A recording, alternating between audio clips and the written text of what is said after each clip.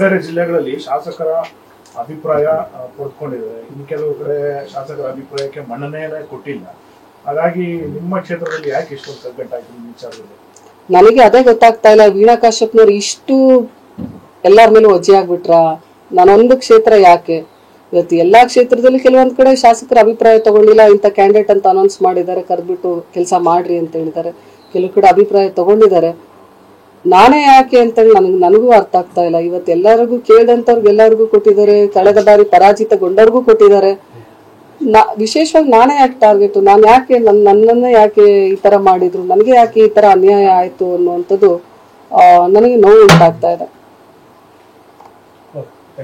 ಬಿಜೆಪಿಯಿಂದ ತಮ್ಗೆ ಏನಾದ್ರು ಸಂಪರ್ಕ ಮಾಡಿದ ಬನ್ನಿ ಪಾರ್ಟಿಗೆ ಅಂತ ಫೋನ್ ಮಾಡಿದ್ರು ಕಳೆದ ಬಾರಿ, ಅದನ್ನು ಅಲ್ಗಳೆಯುವಂತಿಲ್ಲ. ಆದರೆ ನಮ್ಮ ಕುಟುಂಬ 60 ವರ್ಷದಿಂದ ಪಕ್ಷ ನಿಷ್ಠೆಯಲ್ಲಿ ಬಂದಂಥದ್ದು.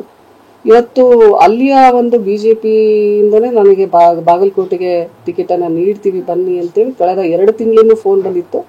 ನಾವು ಪಕ್ಷ ನಿಷ್ಠೆಯಿಂದ ನಾವು ಯಾವತ್ತೂ ಕೂಡ ಪಕ್ಷ ವಿರೋಧಿ ಚಟುವಟಿಕೆಯನ್ನ ಮಾಡಿಲ್ಲ, ಮಾಡಬಾರ್ದು ಅನ್ನುವಂಥ ಇಲ್ಲೇ ಸಿಗುವಂತ ಭರವಸೆಯನ್ನ ಇಟ್ಕೊಂಡು ನಾವು ಇಲ್ಲೇ ಉಳಿದಿದ್ವಿ. ಈಗೂ ಕೂಡ ಇದೆಲ್ಲ ಆದ್ಮೇಲೆ ಕರೆಗಳು ಬರ್ತಾ ಇದೆ. ನಾನು ಯಾವುದಕ್ಕೂ ಕೂಡ ತೀರ್ಮಾನ ತಗೊಂಡಿಲ್ಲ. ಯಾಕಂದ್ರೆ ಇವತ್ತು ಹಲವಾರು ವರ್ಷಗಳಿಂದ ಪಕ್ಷದಲ್ಲಿ ಇದ್ಕೊಂಡ್ ಬಂದಂಥವ್ರು.